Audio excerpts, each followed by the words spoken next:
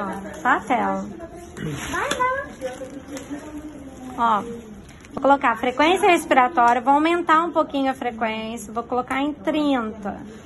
Já tá um pouquinho, o paciente está mais cansado, certo? E vou colocar os sons pulmonares.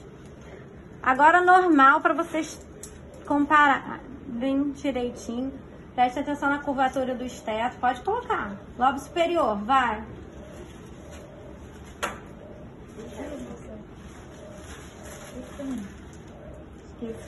Isso.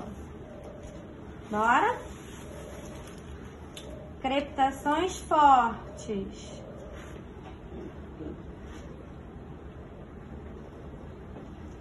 Ok?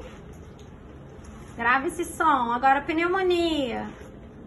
Olha como é pesado o som de pneumonia. Muda de lobo, por favor. E de posição. Isso. Mais pra lateral, Elisângela. Bianca tá certa aí.